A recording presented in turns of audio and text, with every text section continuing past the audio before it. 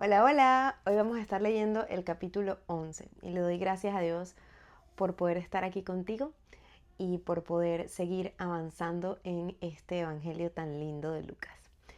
Padre, yo te doy gracias, Señor, por este tiempo, te doy gracias por estas personas espectaculares que están escuchando este podcast, Señor. Te doy gracias porque están sacando de su tiempo, Señor, para poder leer de la Biblia y, y sabemos que a veces el enemigo nos convence de tantas cosas, Señor, de que no es posible, de que no hay tiempo, Padre, pero no es cierto. Y tú a través de esta lectura nos estás mostrando tu corazón, nos estás mostrando todo eso que viniste a hacer acá a la tierra por nosotros, lo valoramos, Señor. Te amamos por quien tú eres, Señor, no por lo que haces por nosotros. Eres muy guau. Te bendecimos en el nombre poderoso de Jesús. Amén. Vamos a leer.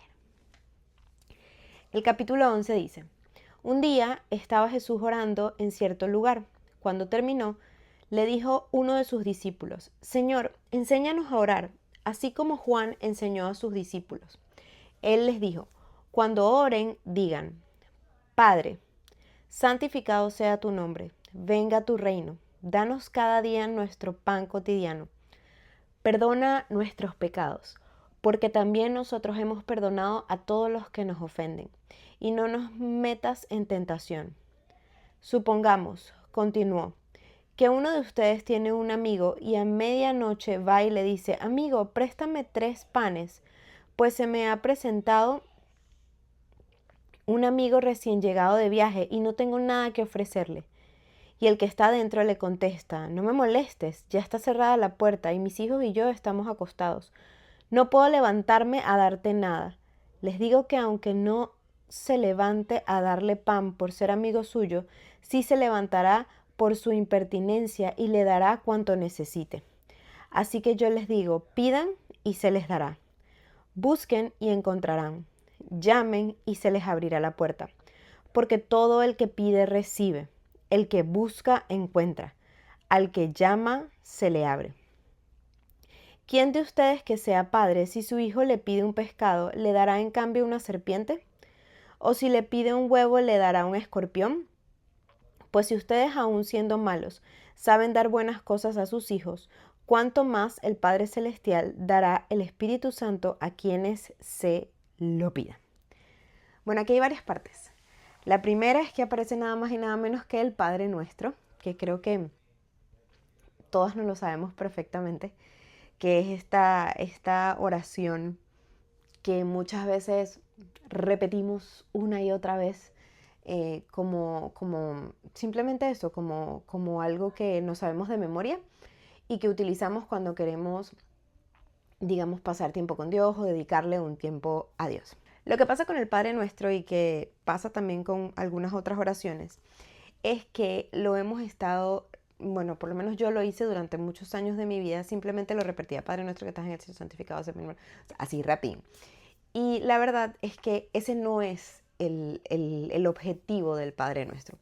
Por supuesto que tú puedes utilizar todas las palabras que están ahí y si lo quieres decir de arriba abajo está bien, pero no como repeticiones vacías, porque el Señor nos dice en la palabra que eso no tiene ningún sentido, que no tiene ningún valor, simplemente repetir, repetir, repetir, repetir, eso no tiene ningún sentido. O sea, hay que, bueno, voy a orar, que es cuando usamos la palabra rezar.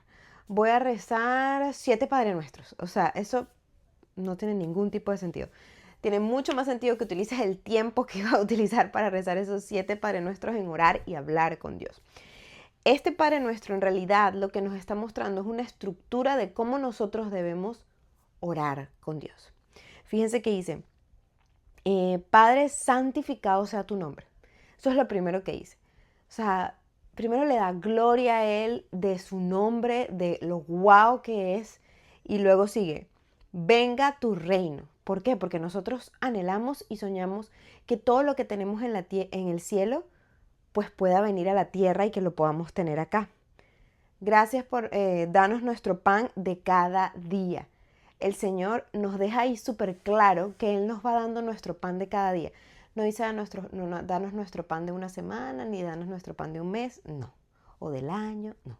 Es nuestro pan de cada día, lo que quiere decir que tú y yo tenemos que orar todos los días para poder pedirlo.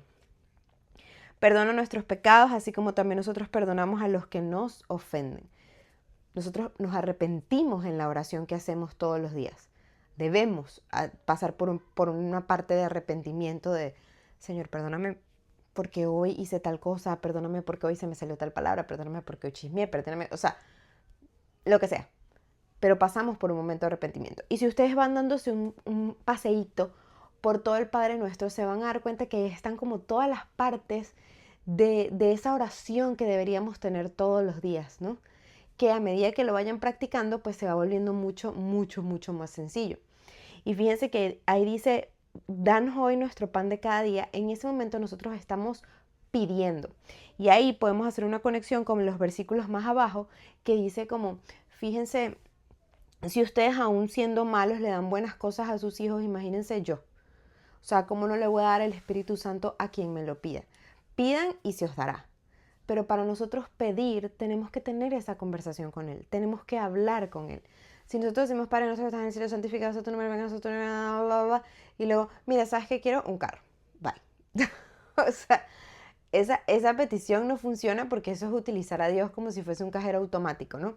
Como que yo le pido una maquinita traga monedas, chin, chin, chin, y ya me da mi cosa. Y así no funciona. O sea, no funciona para nada. Pero sí está aquí como una promesa, y ustedes lo pudieran marcar y todo, sí está como una promesa que cuando nosotros pedimos, Él nos da. Y tú tienes que creer eso. Además, que no te tiene que dar pena pedirle a Dios. Una de las cosas que a mí más me impresionó en la vida es que una vez mi mamá me dijo como en un comentario, yo estaba chiquita, no sé qué edad tenía, era chiquita, adolescente quizás chiquita, como 12, algo así, no sé. Y una vez ella me dijo como, no hay que pedirle tanto a Dios, sino darle gracias por todo lo que Él nos da. Y es cierto, hay que dar gracias por absolutamente todo, porque respiramos, porque nos vestimos, porque, o sea, por absolutamente todo. Pero en mi cabeza, el no hay que pedirle tanto a Dios creó algo que se rompió a mis 30 y algo de años, ¿ok? Que era como que si yo tenía peticiones limitadas o que habían una cierta cantidad de peticiones políticamente correctas o socialmente correctas o espiritualmente correctas para pedirle a Dios. Como que si había un límite para eso, para yo estar bien y no parecer una pedigüeña o no ser una grosera o no ser una abusadora.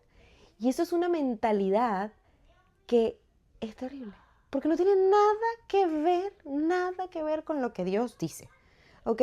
Dios dice que nosotros podemos pedir absolutamente todo lo que querramos. Por eso amo la frase de mi pastora de cuando haces a Dios tú todo lo ves en todo, porque yo le pido que me ayude desde que la carne molida me salga bien hasta, bueno, que quiero una casa más grande. O sea, le pido de todo, de todo, de todo. Señor, por favor, acompáñame en este momento que voy a ir a hablar con esta persona ahí. Necesito que me ayudes, voy a hacer una llamada, voy a mandar un mensaje. O sea, todo, yo lo involucro en absolutamente todo y eso no está mal. Porque si tú, por ejemplo, las que me están oyendo que son mujeres y que son mamás, sus hijos le piden durante todo el día cosas. No todo el día le están pidiendo juguetes ni ropa, pero les están pidiendo cosas. Mami, ¿me das un poquito de agua, por favor? Mami, ¿me sirves un poquito más de pasta? Mami, ¿me ayudas aquí? Mami, no sé qué. Están todo el día pidiendo. Y ustedes dicen al final del día, bueno, ya. O sea, deja de pedirme tanta cosa. No, no. Analícenlo. No lo hacen. Nosotras como mamás, simplemente ese es, o sea, nuestro trabajo es ayudarlos, guiarlos, darles las herramientas y de una u otra forma todo eso ellos nos los piden cuando ya hablan, pues nos los piden así, cuando no hablan, pues lloran y hay que atenderlos. Y nuestro Padre hace exactamente lo mismo. Entonces, aquí cuando dice, si ustedes siendo un malo saben dar buenas cosas a sus hijos, ¿cuánto más el Padre Celestial dará al Espíritu Santo a quienes se lo pidan? El Espíritu Santo, que es la tercera persona de la Trinidad, de Padre, Hijo y Espíritu Santo, era algo con lo que yo no tenía demasiada relación antes. El Espíritu Santo, que es ese ayudador, ese que llegó una vez que Jesús se fue, o sea, Jesús subió al cielo a estar con el Padre y llegó el Espíritu Santo que vive en nuestros corazones. Si nosotros le damos hogar ahí, ¿no? Obviamente, tenemos que darle el hogar. Pero el Espíritu Santo, yo como que no tenía noción así de qué significaba el Espíritu Santo, ni nada. Pero yo veía en la iglesia que había un tema del Espíritu Santo, que había incluso personas que tenían experiencias súper chéveres con el Espíritu Santo, como encuentros, y yo anhelaba demasiado eso y empecé a pedírselo a Dios. Empecé a pedírselo, pero seriamente. Y no había leído todavía esto cuando lo empecé a pedir. Se lo empecé a pedir demasiado yo, Señor, por favor, yo quiero encontrarme con el Espíritu Santo, yo quiero el bautismo del Espíritu Santo, Señor. Yo quiero, por favor, volverme sensible a su voz. Yo quiero que cuando Él me dé advertencias, cuando Él me hable, cuando Él me diga, yo, ay, Señor, yo quiero escucharlo. Y poco a poco el Señor me lo fue dando. Poco a poco. Ojo, me falta demasiado. Demasiado. O sea, soy una bebé. Pero ya he avanzado mucho. Y todo ha sido pidiéndoselo. Señor, por favor, Señor, por favor. Luego cuando leí esto por primera vez fue como, yo te lo estoy pidiendo, así que me lo tienes que dar. Y uno puede ir con esto, uno debería ir a orar con la palabra, ¿no? Es decir, Señor, yo creo en tu palabra es verdad. Y tú en tu palabra, en Lucas 11, 12, 13, perdón, dices, Señor, yo quiero eso para mi vida. Reclámaselo así, con base. A Él le va a encantar, porque quiere decir que tú crees lo que está en su palabra, que la estás leyendo y que además estás reclamando esas promesas que Él dejó ahí escritas para ti. En otra ocasión, Jesús expulsaba de un hombre a un demonio que lo había dejado mudo. Cuando salió el demonio, el mudo habló y la gente se quedó asombrada. Pero algunos dijeron, este expulsa a los demonios por medio de Belcebú, príncipe de los demonios. Otros, para ponerlo a prueba, le pedían una señal del cielo. Como él conocía sus pensamientos, les dijo, todo reino dividido contra sí mismo quedará asolado, y una casa dividida contra sí misma se derrumbará. Por tanto, si Satanás está dividido contra sí mismo, ¿cómo puede mantenerse en pie su reino? Lo pregunto porque ustedes dicen que yo expulso a los demonios por medio de Belcebú. Ahora bien, si yo expulso a los demonios por medio de Belcebú, los seguidores de ustedes, ¿por medio de quién los expulsan? Por eso ellos mismos los juzgarán a ustedes. Pero si expulso a los demonios con el poder de Dios, eso significa que ha llegado a ustedes el reino de Dios. Cuando un hombre fuerte y bien armado cuida su hacienda, sus bienes están seguros. Pero si lo ataca otro más fuerte que él y lo vence, le quita las armas en que confiaba y reparte el botín. El que no está de mi parte está contra mí, y el que conmigo no recoge, esparce. De aquí quiero resaltar esta parte que dice, una casa dividida contra sí misma se derrumbará. Me parece demasiado importante resaltarlo porque eso aplica en nuestras casas, en nuestros trabajos y en cualquier entorno en el que nosotros nos movamos. Cuando nosotros estamos dentro de un ambiente y ese ambiente ahí adentro tiene división, siempre se va a perder, se va a dañar, se va a fracturar definitivamente. O sea, va a tener daños que son realmente graves. En un matrimonio, por ejemplo, cuando los esposos, en lugar de estar unidos, cada uno jala para su lado, eso es un hogar que simplemente se va a derrumbar. Y quiero que lo tengan súper en cuenta para que empiecen a trabajar en acuerdos en cualquier ambiente en el que estén. Acuerdos. Porque yo tengo que recordar que en la palabra dice que una casa dividida contra sí misma se derrumbará. Una casa dividida contra sí misma se derrumbará. Si yo voy para un lado y mi esposo va para otro, estamos en peligro de derrumbe. Sí o sí, o sea, están todas las alarmas prendidas. Si mi compañera de trabajo de proyecto y yo estamos jalando cada una para su lado, piensen en una barca. Si cada uno está remando para un lado, solo dan vueltas en círculo, hasta que se mareen, se cansen y ya, abandonen. Eso es lo que pasa. Por eso una casa nunca puede estar dividida contra sí misma. Una casa tiene que echar para adelante todo el mundo junto, en la misma dirección. Y eso se logra a través de los acuerdos. Por eso les digo que es importante que evalúen como que, uy, Señor, estoy en alguno de mis entornos dividida con las personas que en verdad debería estar trabajando en equipo. pídanle siempre que salgamos de estas lecturas al Espíritu Santo que les revele de las cosas que hemos estado hablando. Porque yo no tengo manera de saber tus ambientes, si tu matrimonio está así o no, si tu familia está así o no. No tengo manera de saberlo. Solo tú lo sabes, e incluso el enemigo a veces nos nubla y nosotros como que no nos damos cuenta o empezamos a normalizar ciertas situaciones que no está bien. Pero a través de pedirle al Espíritu Santo que nos revele, Él nos va a mostrar dónde tenemos que hacer los ajustes. Cuando un espíritu maligno sale de una persona, va por lugares áridos buscando un descanso. Y al no encontrarlo, dice, volveré a mi casa de donde salí. Cuando llega, la encuentra barrida y arreglada. Luego va y trae otros 7 espíritus más malvados que él y entran a vivir allí. Así que el estado final de aquella persona resulta peor que el inicial. Esto es súper fuerte y tiene que ver con todo el tema de liberación, ¿no? Como de quizás expulsar demonios de las personas. Pero quiero que también lo veas desde el punto de vista sencillo de que todos estamos llenos de algo, ¿ok? O estamos llenos de Dios o estamos llenos de otra cosa. O estamos llenos de Satan y sus amigos, ¿ok? Entonces, si nosotros pasamos por una experiencia o alguno de ustedes pasa por una experiencia o conoce a alguien de liberación o tu corazón simplemente fue restaurado gracias a Dios, si tú no llenas tu corazón, no llenas tu espíritu de Dios, o sea, si no te llenas completamente de Dios, es como si tu casa quedara vacía y todo lo negativo, todo lo malo, cuando vea eso que está ahí limpiecito, dice, ah, no, aquí puedo vivir yo y más gente, pues. Y empeora tu situación. Entonces, tienes que asegurarte que cuando hay un proceso de transformación en ti, solo puedas llenarte más y más de Dios. Más y más de Dios.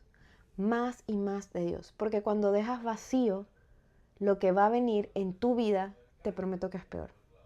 O sea, tú no puedes pasar por la iglesia, ah, sí, me fue buenísimo, tuve 6 meses en la iglesia y me restauré, no sé qué, y luego ya me alejé y me fui.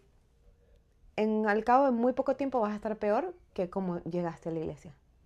O como llegaste y empezaste tu proceso de restauración con Dios. Así que cuidado con eso. ¿Ok? Mientras Jesús decía estas cosas, una mujer de entre la multitud exclamó, dichosa la mujer que te dio a luz y te amamantó. Dichosos más bien, contestó Jesús, los que oyen la palabra de Dios y la obedecen.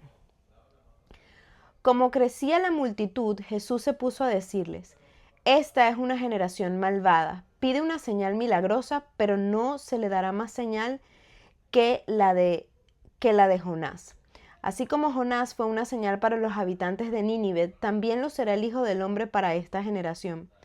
La reina del sur se levantará en el día del juicio y condenará a esta gente, porque ella vino desde los confines de la tierra para escuchar la sabiduría de Salomón. Y aquí tienen ustedes a uno más grande que Salomón. Los ninivitas se levantaron en el día del juicio y condenarán a esta generación, porque ellos se arrepintieron al escuchar la predicación de Jonás. Y aquí tienen ustedes uno más grande que Jonás. Nadie enciende una lámpara para luego ponerla en un lugar escondido o cubrirla con un cajón, sino para ponerla en una repisa, a fin de que los que entren tengan luz. Tus ojos son la lámpara de tu cuerpo. Si tu visión es clara, todo tu ser disfrutará de la luz. Pero si está nublada, todo tu ser estará en la oscuridad. Asegúrate de que la luz que crees tener no sea oscuridad. Esto es básicamente porque el enemigo nos confunde mucho y nos hace creer que cosas del mundo, o sea, quizás placeres o algo así, eso, wow, está súper bien. Y ahí lo que tienes es una gran nubla visual. O sea, está todo nublado, estás viéndolo todo mal, crees que estás viviendo en luz, porque a lo mejor imagínate que, no sé, tienes mucho dinero y vas a fiestas y yates y ¡guau! Lo máximo. Pero en realidad tu vida es una miseria. Pero como estás nublado, ves lo bueno malo, ¿ok? Y crees que hay luz cuando en realidad lo que es tiniebla. Di un ejemplo súper fácil de entender, pero esto puede ser con cualquier cosa. O sea, di uno súper evidente.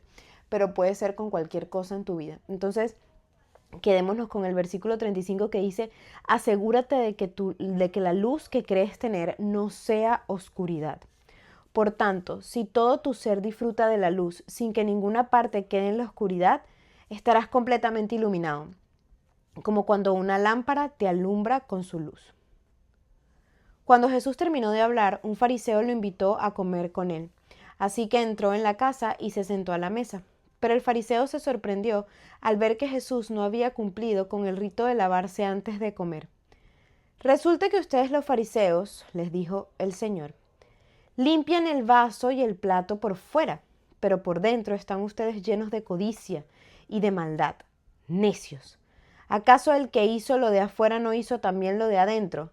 Den más bien a los pobres lo que está dentro, y así todo quedará limpio para ustedes. Ay de ustedes, fariseos, que dan la 10ª parte de la menta, de la ruda y de toda clase de legumbres, pero descuidan la justicia y el amor de Dios. Debían haber practicado esto sin dejar de hacer aquello. Hay de ustedes, fariseos, que se mueren por los primeros puestos en las sinagogas y los saludos en las plazas. Hay de ustedes que son como tumbas sin lápida sobre las que anda la gente sin darse cuenta.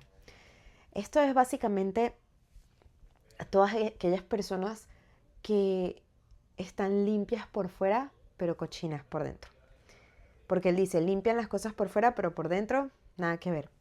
O que cumplen con todos los estándares, o que cumplen con todas las cosas de la religión, pero que cuando se presenta a alguien que necesita ayuda son incapaces de ayudarlos. Pero cuando tienen que perdonar son incapaces de perdonar. Digamos que tienen perfecto todo lo que se ve, pero muy mal todo lo que no se ve. O lo que no ven los otros del ser humano, los otros seres humanos. Pero Dios lo ve absolutamente todo. Dios ve tu corazón, ve tus intenciones. Y por eso Él les dice, hay de ustedes que se la dan de super religiosos y los más abnegados y los más espirituales, pero tienen el corazón terrible, o sea, terrible. Y lo más importante de todo esto es que entendamos que no necesitamos o no debemos caer en todo el tema de la religión, ¿no? Como de cumplir acá. No, yo no hago esto, yo no hago esto, yo no hago esto, yo no hago esto, yo no hago esto, yo no hago esto. Porque tú te puedes poner 125,000 restricciones por tu amor a Cristo, por tu restricción a Cristo. Y las decisiones que tú tomes de cosas que te quieras restringir, que quieras eliminar o que quieras cambiar en tu vida, está bien, perfecto. Si es para tener una vida que le agrade mejor a Dios, buenísimo.